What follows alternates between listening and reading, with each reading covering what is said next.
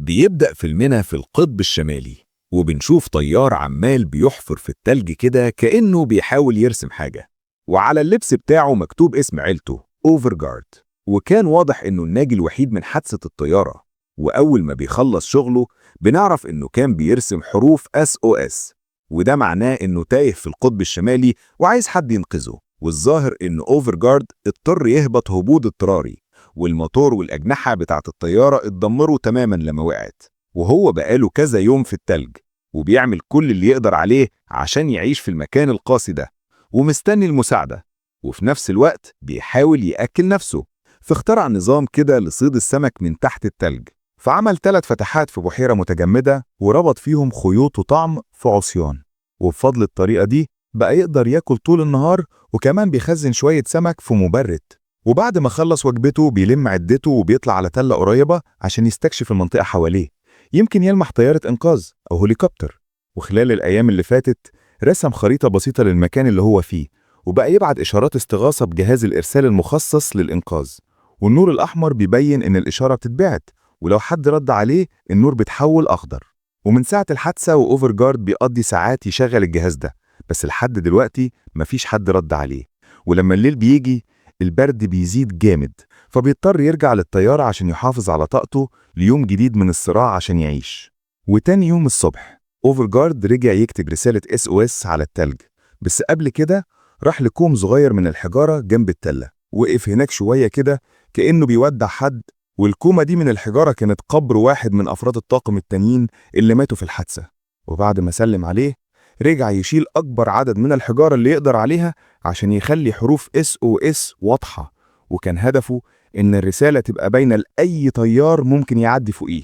وفي الآخر أوفرجارد راح يبص على فتحات الصيد بتاعته، لكنه اكتشف إن كل السنانير فاضية، وجنب واحدة من الفتحات دي لقى أثر رجل ضخمة في التلج، وشكلها رجل حيوان مفترس من القطب الشمالي. فخاف يكون دب قطبي، فجري بسرعة على الطيارة وقفل على نفسه جواها، ومستناش يخرج غير لما اتأكد إن المكان آمن. ولما اطمن إن الدنيا تمام طلع التلة تاني وشغل وحدة الإغاثة بتاعته على أمل يشوف النور الأخضر ينور، بس النتيجة كانت زي كل مرة، مفيش رد. فبيقرر يكتشف المنطقة اللي حواليه، وساعتها لمح دب قطبي ضخم من بعيد، وكان باين عليه بيدور على أكل، وما كانش قدامه اختيار تاني، فرجع للطيارة ونام. وبعدها بيكمل يومه عادي، لكن مفيش أي إنقاذ جه، ومخزون السمك بتاعه بدأ يقل شوية بشوية. وكل اللي كان يقدر يعمله إنه يبعت إشارات استغاثة، لكن بعد ساعات طويلة من المحاولة أوفرجارد كان خلاص هيستسلم. وفجأة النور بتاع الجهاز قلب أخضر، وده معناه إن الإشارة وصلت. وفعلا جري بسرعة يدور على مصدر الرد، ولما بص لفوق شاف هليكوبتر طايرة فوقيه، فبسرعة راح ناحية الطيارة وولع شعلة دخانية عشان يقدروا يشوفوه. ولحسن حظه طقم الهليكوبتر شافه وبدأ يستعد للهبوط، بس عاصفة قوية ضربت المكان وخلت الطيارة تفقد السيطرة، فاضطر الطيار يسحبها بعيد.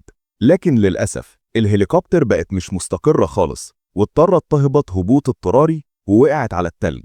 أوفرجارد جري بسرعة على مكان الحادث، ولما وصل لقى طيار الهليكوبتر مات بسبب الإصابات، واكتشف إن في واحدة من الطقم لسه عايشة لكن عندها جرح جامد في بطنها. أوفرجارد أخد شنطة الإسعافات من الهليكوبتر واستعمل مشبك وربط الجرح عشان يوقف النزيف، بس العاصفة كانت بتزيد وما بقاش في أي طريقة يرجع بيها للطيارة، وما كانش قدامه غير إنه يستنى جوه الهليكوبتر لحد ما العاصفة تهدأ. وعدت ساعات والجو بدأ يروق شوية. أوفرجارد اتأكد إن البنت حالتها مستقرة، وبدأ يبص على العدة اللي موجودة جوه الكابينة، فبيلاقي حبال وفاس جليد وكوبايات ونودلز سريعة التحضير. وبعد أيام طويلة من أكل السمك بس ما ضيعش وقت، وسخن مية وطبخ النودلز وكلها على طول. بس الوقت كان ضيق، وكان لازم يرجع للطيارة قبل ما العاصفة الجديدة تبدأ. بس للأسف الراكب الأولاني في هليكوبتر ما نجاش من الحادث، لكن أوفرجارد كان مصمم ينقذ الناجية التانية ويخليها تتعالج. فبيجمع كل حاجة ممكن تستخدم من الهليكوبتر، وكتب رسالة على جسمها: 2 ناجين راحوا للوادي اللي طيارتنا وقعت فيه، أرجوكم ساعدونا. وبعدها رجع وهو شايل المصابة ناحية طيارته، وأول ما وصلوا سألها عن اسمها، بس هي ما كانتش فاهمة لغته، وقالت له كلمة واحدة بس: بايلوت. ولما سألته عن زميلها اللي كان في الهليكوبتر قال لها إن شريكها ما نجاش، وطلب منها تفضل في الطيارة وهو هيروح يتفقد موقع الحادث. وأول ما نامت البنت رجع هو على مكان الحادث ولقي جثة زميلها مدفونة كلها تحت التلج. وزي المرة اللي قبلها أوفرجارد دفن الجثة بالحجارة احتراما ليها. ولما رجع أوفرجارد للهليكوبتر لقى جواها خريطة وولاعة وتنك بنزين صغير وأنبوبة بوتاجاز صغيرة، وكمان لقى صورة أثرت فيه جدا فحطها في جيبه. وهو بيكمل تفتيش اكتشف زلاجة في مكان الشحن فاستخدمها عشان يشيل عليها باقي الأدوات. ولما رجع للطيارة حط الصورة جنب البنت اللي نجت، واتضح إن الصورة كانت لعيلتها، يعني هي والطيار اللي مات كانوا متجوزين وعندهم طفل صغير. ساعتها كانت لسه نايمة، فراح أوفرجارد ينظف جرحها بالأدوية، وبعدها ولع البوتاجاز الصغير وسخن شوية مية، وقعد يذاكر الخريطة وكتب ملاحظات بالقلم. لكنه لاحظ إن الرياح بدأت تعلى تاني، فخرج يبص على خيوط الصيد وانبسط جدا لما طلع سمكة كبيرة تكفي 2 مع بعض، فعمل منها شوربة للسمك والنودلز اللي كانت عنده. صحيح الأكلة مش أفخم حاجة، لكنها كفتهم يعيشوا يوم كمان. ولما الشوربة جهزت صح البنت واداها تاكل عشان تسترجع قوتها، بس هي كانت حزينة جدا على جوزها ومقدرتش تمد ايدها للأكل. برغم كده أوفرجارد أصر إنها تاكل وفضل يطمنها إن كل حاجة هتبقى كويسة. ومرت الأيام وأوفرجارد مكمل يبعت إشارات استغاثة لكن مفيش رد، وبدأ يقلق بجد على حالة البنت اللي شكلها بدأ يسوء يوم بعد يوم، وكانت عمالة تكح طول الليل. وتاني يوم الصبح وهو بيراقبها اتفاجئ إنها بتشكره على كل اللي عمله عشانها. وفي اللحظة دي رجعت له الأمل والإصرار إنه لازم يلاقي طريق للخروج من الجحيم ده. ففتح الخريطة تاني ولقى إن المسافة الأقرب قرية هتاخد أيام، بس في طريق مختصر بيعدي من وسط الجبال ممكن يوصلهم أسرع. فقرر ياخد المجازفة دي رغم خطورتها في القطب الشمالي. فبيجهز حبال زيادة وطعم للصيد، وبيحتفظ بأكبر قدر ممكن من المؤن. وبعدين حط العدة والبنت المغمى عليها على الزلاجة وغطاها بكيس نوم عشان يحميها من البرد، وربط الحبال على كتفه وبدأ يشد الزلاجة وفضل ماشي في التلج. بس لما بص على الخريطة كويس اكتشف ان الطريق ده في الحقيقة بيودي ناحية الشمال. فرجع الطيارة بسرعة وعدل الرسالة اللي كاتبها هناك وخلاها تقول متجهين للشمال. وبعد كده انطلق تاني في الاتجاه ده وهو ماشي وسط تلج غويط بيغوص فيه كل شوية. وبعد مسيرة طويلة وقف يبص على الخريطة تاني، وللأسف اكتشف انهم لسه بعيد جدا عن المكان اللي عايزين يوصلوا له. مع ذلك رفض يستسلم وادى للبنت بق ميه، وبعدها ملى الازازه بتلج وشرب شويه عشان يروي عطشه اللي كان بيكوي حلقه. وبعد ساعات طويله بدا الليل ينزل عليهم تاني. أوفرجارد رجع يكتب على التلج، وبعدها حفر لنفسه كهف صغير كده وقعدوا يرتاحوا فيه، وفضل يأكل البنت ويديها ميه من وقت للتاني، ولحد ما الاتنين ناموا وهم بيتمنوا إن الدببة القطبية ما تلاقيهمش في نص الليل. ومع أول ضوء فجر خرج أوفرجارد من الكهف ولبس طبقات زيادة من الهدوم وغطى وشه بماسك، وكان باين إن العاصفة الجديدة جاية في الطريق. وهو ماشي في الطريق لقى عدة مدفونة تحت التلج واتمنى تكون بتاعة ناجي التاني، بس لما قرب منها اكتشف إنها في الحقيقة عدته هو اللي كان سايبها من كام يوم لما حاول يعدي القطب الشمالي لوحده. وجوه الصندوق القديم لقى بطاقة هويته القديمة اللي بتكشف إنه كان عضو في جمعية الطيران التجريبي EAA، وهي منظمة بتبني وبتصلح وبتشغل أنواع مختلفة من الطيارات. وكان طالع في واحدة من الطيارات التجريبية دي، بس ما قدرش يتحمل ظروف القطب الشمالي الصعبة واتحطمت طيارته. ولما أدرك إن الندم مش هيفيده بحاجة قرر يكمل طريقه بعزيمة أكبر عشان يوصل لهدفه بسرعة. فبيكمل الرحلة لحد ما بيقابل جبل ضخم مش موجود على الخريطة. من غير ما يتردد استخدم فاس الجليد اللي جابه من الهليكوبتر وبدأ يتسلق الجبل. ولما وصل فوق لقى ممر مسطح على الناحية التانية. سحب الزلاجة بالحبال وعدها وحاول يعمل نفس الشيء مع البنت، لكن كانت العملية صعبة جدا. ومهما شد الزلاجة كانت تقيلة جدا، والحبل بيفلت من ايده والزلاجة اتزحلقت ونزلت لتحت المنحدر. ولما شاف انه مش هيقدر يسحبها تاني قرر يسيب الطريق ده ويمشي حوالين الجبل، حتى لو ده معناه انه ياخد طريق اطول. فبيكمل أوفرجارد الرحلة، لكنه بيضطر يقف شوية يرتاح وياكل. فبيلاقي كهف تحت شوية صخور ومدخله كان مقفول بالتلج، فبدأ يحفر فيه بأدواته لحد ما فتحه. وجوه بيستخدم تانك البنزين عشان يطبخ باقي السمك اللي عنده، وبيحاول يأكل البنت الصغيرة رغم إنها كانت بتضعف أكتر وأكتر.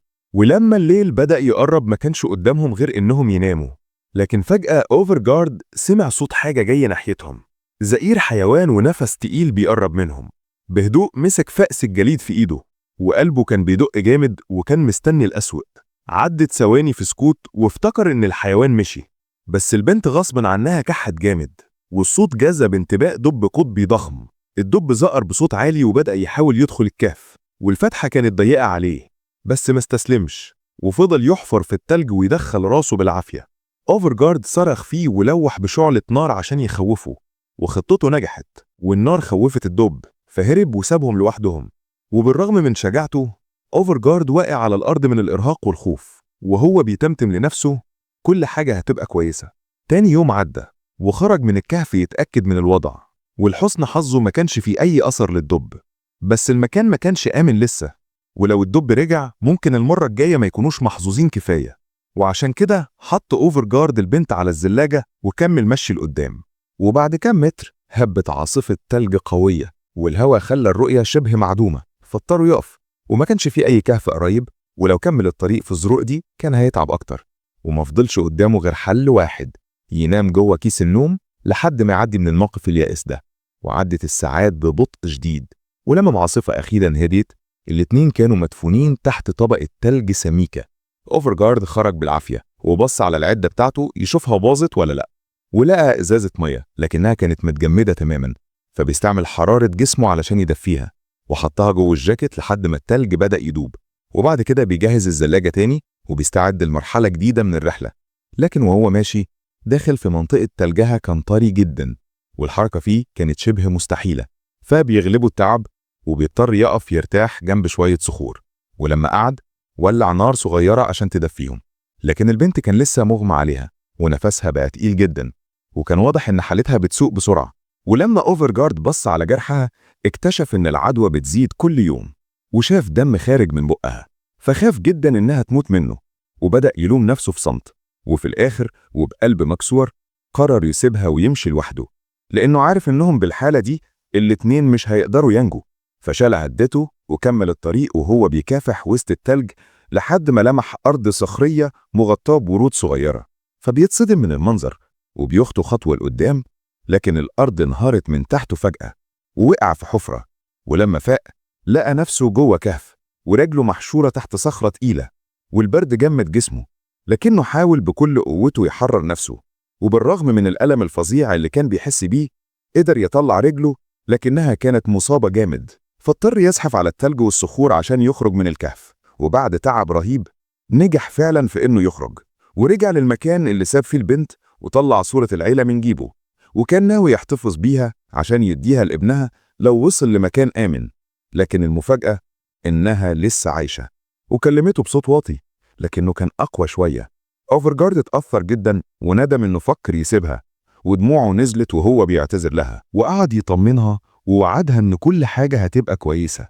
وبدأ يسحب الزلاجة تاني رغم جروحه، وقبل ما يكمل بص على رجله ولقى الجرح أسوأ مما كان متخيل، وما كانش عنده أي وسيلة يعالجه بيها، فابتكر حل بدائي وحط تلج وقطعة قماش على الجرح عشان يوقف النزيف. وبيكمل أوفرجارد سحب الزلاجة وبيتجاهل الألم والتعب اللي كان بيقضي عليه، وفي لحظة معينة ادى البنت آخر نقطتين مية فاضلين، وبعدها ملى الإزاجة بتلج وشرب شوية عشان يسكت عطشه اللي ما كانش بيخلص.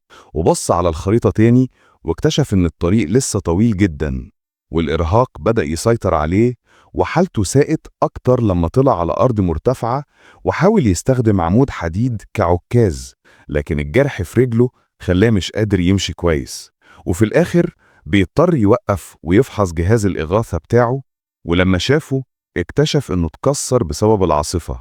ومن غير وسيلة نداء زحف أوفرجارد لحد قمة التل على أمل يشوف حد أو يسمع صوت طيارة، وهناك من بعيد لمح هليكوبتر بتنزل على الأرض، فبيجمع آخر طاقة في جسمه وبدأ يزق الزلاجة لحد القمة وهو بيصرخ طالب للمساعدة. وبالرغم إن صوته بالكاد كان بيطلع، كل اللي كان قادر يعمله إنه بيولع آخر شعلة دخان معاه وبيلوح بإيده في يأس، لكن طاقم الهليكوبتر ما شافهوش والطيارة بدأت تطير تاني. وفي اللحظة دي الأمل كله كان بيضيع قدام عينه وهو بيتفرج على الطيارة وهي بتبعد في السماء.